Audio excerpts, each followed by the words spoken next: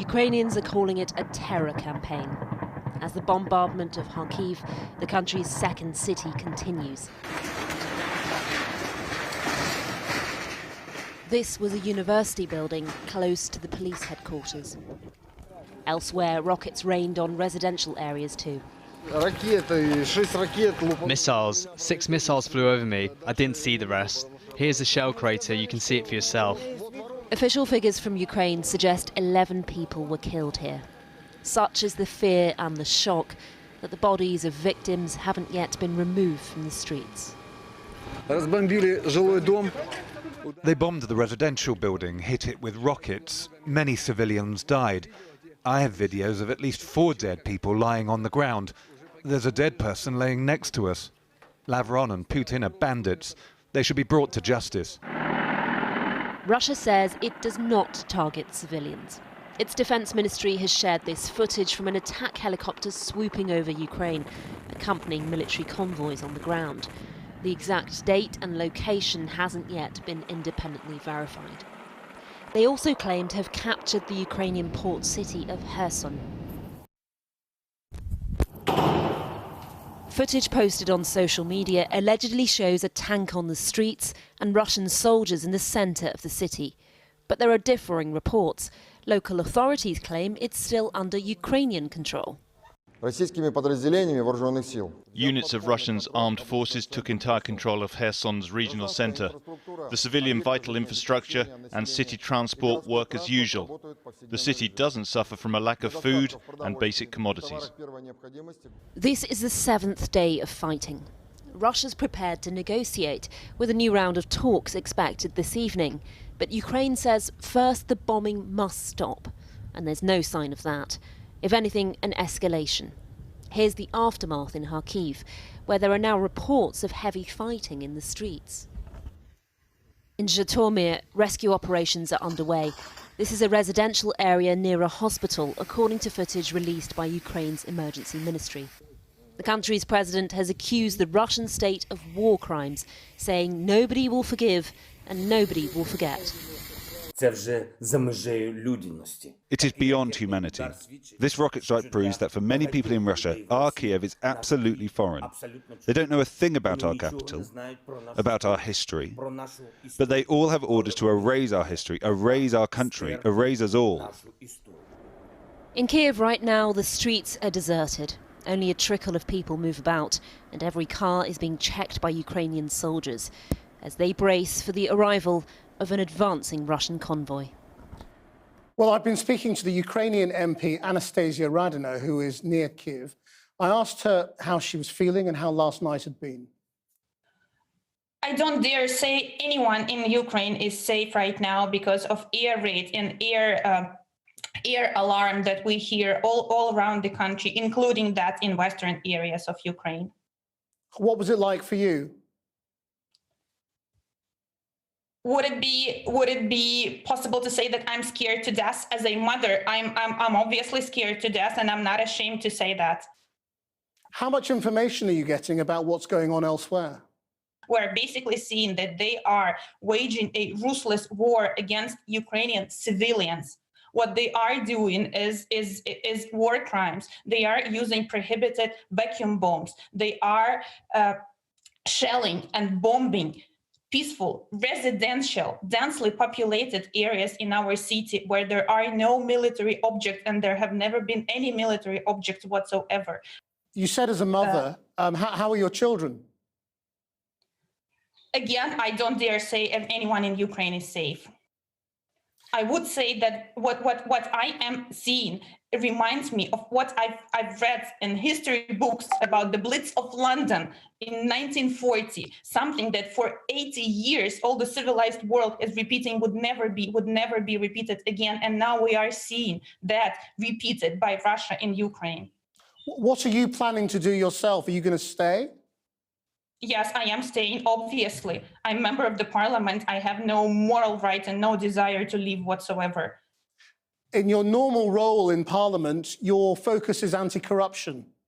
Yes. What more would you like them to be doing in London right now about the Russian oligarchs who are here? We are calling for all civilized world, if I may put it like this, to sanction Putin's wallets despite of their citizenship, and do not allow the West to create safe havens for people who are part of Putin's war machine. That is totally unacceptable. The Western powers have made it clear that they are not considering a no-fly zone. They think that that would lead them into a full-scale war with Russia. When you look at recent history, whether it was the 500,000 people who have died in Syria, or the thousands and thousands who died even in the breakup of Yugoslavia, doesn't history tell you that the NATO countries will not intervene? The NATO countries will have to intervene. And when I'm here that they are cautious because of Russian threats to use nuclear arms, my question is, what kinds of message doing nothing sends to Iran? What kinds of message then sends to China that you can get anything you want from international community just by scaring the world with using a nuclear bomb? Is that a safe world? Not for Ukraine, but for basically everyone everywhere around the globe? My answer is no, which basically, again, leads me to saying that NATO has to intervene. Let me tell you, if Western countries are too scared of making Russia more aggressive than it is, I frankly don't think that's possible. But still, if you're scared, my call is then for Western leaders to show the same kinds of leadership that the president of Ukraine is now showing, who is not leaving Kiev. We then call Western leaders to fly to Kiev, to fly to Lviv, to ensure at least safe air corridors and safe passage for supplies that Ukraine needs, and to ensure at least some degree of safety in Ukrainian sky. If there is more bombing coming, and that's what it looks like, artillery and bombing, do you think you need to create safe corridors for civilians to leave the cities? I think the key issue is ensuring security in Ukrainian sky with any option at the table. We're living at extraordinary times, and ordinary considerations should not be applicable here. Any option that would allow to secure Ukrainian sky, humanitarian airlifts as for Georgia in 2008, if I'm not mistaken, or any kind of other air corridors to provide at least some security from the sky is what we crucially need for civilian population of Ukraine. Anastasia Radina, thank you very much indeed. Thank you. Stay safe. Now, in a rare show of unity in Washington, President Biden led members of Congress from all parties in a standing ovation in tribute to the people of Ukraine. The gesture came during Mr. Biden's first State of the Union address. Our Washington correspondent, Siobhan Kennedy, joins us now. Siobhan. Well, Christian, this was not the speech that Joe Biden wanted to give. He wanted to come to the chamber on his first State of the Union address and talk up his domestic achievements, such as they are. Remember, the majority of those have been thwarted by congressional blocking and bickering. Instead, he was forced to rewrite the first 10 minutes of his speech to address the crisis in Ukraine. And there was some very tough language for Vladimir Putin. He referred to him as a dictator who he said has been isolated from the world more than he has ever been. In terms of hard announcements, there was the ban of Russian aircraft over American skies here, and a crackdown announced on oligarchs who President Biden referred to and their ill-begotten gains. But I think, as you said, what was most striking about the evening was the sense of unity in the chamber. We haven't seen anything like it for years here in Washington between Democrats and Republicans. I counted at least 4, maybe even 5 standing ovations for the president's words on Russia. Let's hear one of those moments now. 6 days ago, Russia's Vladimir Putin sought to shake the very foundations of the free world, thinking he could make it bend to his menacing ways. But he badly miscalculated. He thought he could roll into Ukraine and the world would roll over. Instead, he met with a wall of strength he never anticipated or imagined. He met the Ukrainian people.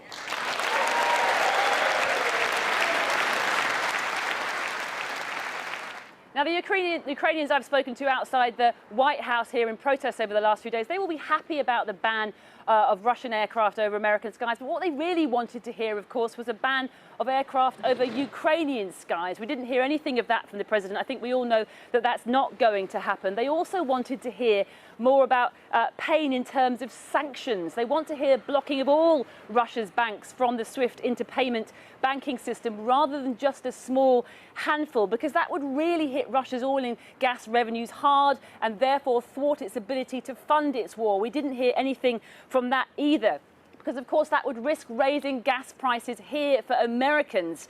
And while there was some warning of pain to come for Americans from the sanctions, there was no, in a critical midterm election year, the message really from President Biden to the American people was, don't worry, everything is going to be okay. Siobhan Kennedy. Now, over 660,000 refugees have already left Ukraine, according to figures from the UN.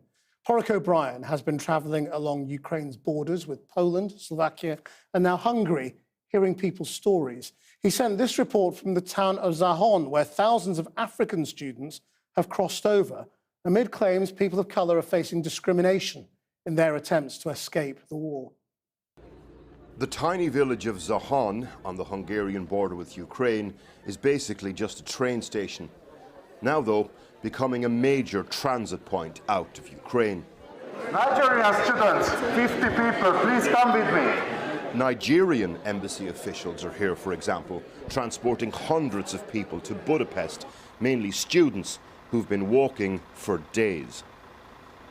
The people we spoke to said they'd come out via Hungary in order to avoid the Ukrainian-Polish border exit points to the west. Budapest. Suddenly, word spreads the train on Platform 1 is leaving for Budapest. Even here on the border, war, too close for comfort. It's a false alarm, though. Turns out the train isn't leaving for another 4 hours, so plenty of time to hear stories of the journey to the border. Like Victor's, a medical student in Kyiv, and his friend, Allow. I'm a brain surgeon resident. I don't think I've ever met a brain surgeon properly before. Victor first went to the Polish border with Ukraine to the west, but says he was told by a Ukrainian border guard that the policy was one foreigner allowed through for every 10 Ukrainians. They said they had a protocol for the entry to the border, and the protocol was 10 number of the 10 Ukrainian locals to one number of foreigners to gain entrance to the Polish border.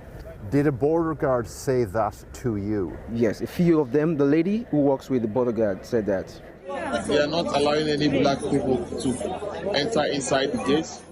Many of the students we spoke to said they'd come south to the Hungarian border because of phone footage like this from border crossings into Poland. Videos purporting to show foreigners being treated differently by Ukrainian border guards at the long queues going west into Poland, something the UN's High Commissioner for Refugees has acknowledged was happening. Augustine's university lectures for medicine were due to start properly in March. Aspirations derailed for now by war. At the border crossing he first went to, he says there was a policy of large groups of black people being separated from Ukrainians. Did somebody actually say that to you? How do you know that that was the case? They didn't actually say it, but we could observe it. In what way? How did you observe that? We saw, like, we were in a queue. At first, blacks were, it wasn't like that. We were all moving together. It got to a time, blacks were somewhere else, and other white color skin were also somewhere else, and they were actually moving a little bit faster. The blacks weren't going at all. Did they separate the queues? Yes. So black people were in one queue and white people were in another queue? Mm-hmm. Black people are eventually getting across into Poland, though. But unlike Ukrainians who are being picked up by friends and family, foreign students, for example, have to wait longer at places like Przemyśl in Poland. Właśnie odprowadzamy pana, który chodzi po Przemyślu bez dokumentów. Nie wiem po co. Żadnych dokumentów. Last night, patrols from the Polish far right confronted refugees in that town.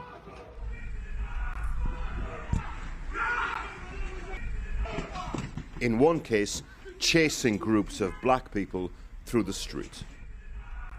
In normal times, people from African nations would need to apply for Schengen visas to go from Ukraine to Poland. But because of the war, there's now no visa requirement on anyone entering countries like Poland from Ukraine. In a statement, the Ukrainian Foreign Ministry said there was a first-come, first-served policy at the border independent of race or nationality. They also said that because of active fighting, they were encouraging foreign students to stay in their place of residence. This carriage is full of young Moroccans, all from the same Faculty of Medicine at Kharkiv University. Full of dreams dashed. The war shattered our dreams. We don't know what's gonna happen to us. We can't know what are we gonna be a future doctors or not. Did you always want to be a doctor? Yes, since I was a child.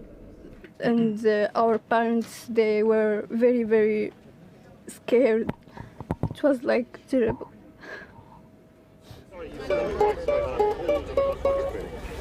These are not the only refugees for whom war has wrecked aspirations. That's so cool. Is that you?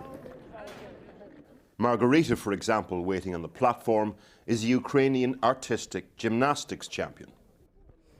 One of the casualties of war can be the aspirations of the young, people's plans for themselves torn up, inequality accentuated. In war, in other words, some are more unequal than others. Warwick O'Brien reporting. Now, in the last few minutes, the International Paralympic Committee has announced that Russian and Belarusian Paralympians will now have to compete as neutrals at the Games, which are due to begin in Beijing on Friday. Paul McNamara is with me now. Paul. Yeah, so first of all, sanctions on on athletes from both of those nations, which not all other sporting bodies have done. We've got the announcement here. Paralympic athletes from Russia and Belarus will participate as neutrals. They will compete under the Paralympic flag and the Paralympic anthem, and they will not include in the medals table. So the question now is, first of all, is this enough for the Paralympic committees of other nations? Remember, just last week, we had the footballing governing bodies say that Russian team could compete under, what was the name? The Football Union of Russia, and without their flag. Well, that didn't last long. There was U-turn because everyone was outraged about it. And second of all, we've got this bizarre situation now where the refugee team, athletes without a nation who are refugees, they compete under the Paralympic flag. This is the same flag which the committee is saying that Russian athletes should compete under. Now, remember, Ukraine is still representing themselves. Their athletes landed in Beijing this morning. I'm not sure how refugee athletes will feel about athletes from a nation which has created hundreds of thousands of refugees over the last week competing under the same flag. Keep watching. This story may develop. Thanks, Paul. Now, while we've been on air, Prime Minister's Questions has been taking place in the House of Commons. Our political correspondent, Liz Bates, joins us now from Westminster. Liz. Yes, and it's still going, Krish, but I can tell you that, first of all, I mean, at the beginning of the session today, there was a real show of solidarity in the House of Commons for the people of Ukraine, many of the MPs wearing ribbons with the colours of the Ukrainian flag, and there was applause, as you can see, and that's because the Ukrainian ambassador to the UK is in the chamber. In terms of issues that were put to the Prime Minister, Keir Starmer wanted to discuss sanctions. He was pushing for more transparency around Russian money in the Ukraine, raised the specific issue of the Chelsea Football Club owner Roman Abramovich. He asked specifically about him and if he is being sanctioned. In terms of the Prime Minister's response to that, what he said was that there will be a full list published of Russian oligarchs with links to the Putin regime. He also announced an emergency donations fund to help the people of Ukraine and said the government would match any donations from the public. Liz Bates. Now, European gas prices have risen by 32% since last night's close due to the ongoing hostilities in Ukraine. Domestic consumers in the UK now face much higher bills as the impact of the war in Ukraine comes in addition to historically high gas prices, although, of course, domestic bills are capped. It's just a question of where that cap will get to. Now, as the situation for ordinary Ukrainians becomes ever more difficult, efforts here to collect aid to support them are continuing. Aisha Tull has been to Essex to meet Tatiana, who, along with volunteers, has been collecting supplies to send to her home country. Tanya, just walking over here, just talk me through what's here and what you're sorting out. Once people bringing their aid, we need to sort them by pallets. So here we have pillows and duvets. Further down is tissues and toilet papers, wet tissues, pampers, nappies. That's on that side. On this side we have toiletries, shampoos, soap gels. What else? We have baby food. I can see tin soup in here as well. Yeah. This is personal to you. You have family in Ukraine, don't you? My parents are in western part of Ukraine, so they are more or less safe. I've got niece and a nephew in Kharkiv, and the situation there is really dangerous. Yeah. How are they feeling, and how are they? It's not easy even to get food. They need to go to the shop. There are big queues in the shop and shortage, and people are really scared. It's terrifying. What happens when they go to get food? Well, for example, my nephew yesterday went by car to the local shop to get some eggs and bread, and there was a big queue, and my sister didn't hear back from him for 3 hours. And when she called him, he very cheerfully answered the phone, saying, "Oh, hi, Mom, everything is fine." And she said, like, "You sound too happy what is happening in reality." And he said, "Mom, when we come out of the shop, there was no road." So can we stop for a second, please? I'm so sorry, Tanya. And he said there was no road. There was literally a big hole and bodies around it. And we were helping emergency services to clear the bodies and help those who are injured. So the situation is very dangerous down there. Just finally, how important is it for you to do this work and for people to donate and for you to feel like you're doing something at a time which is so emotional for you? It is, yes. Since we are located in London, not in Ukraine, we are trying to support people in Ukraine and help them as much as we can. We are trying to pull all the strings in UK, and people are very generous. I had call from NHS willing to bring help, gather help between the hospitals to bring supply for Ukrainian hospitals. This is really, people, I want you to know it's highly appreciated what you're doing. Thank you. Thank you, Tanya. Thank you very much. Aisha Tull with that report. Now, our main news this lunchtime, fighting is continuing in the north and south of Ukraine with missile strikes on the second city of Kharkiv. 4 people are reported dead. That's the news. We're back tonight at 7 and noon tomorrow. Until then, bye-bye.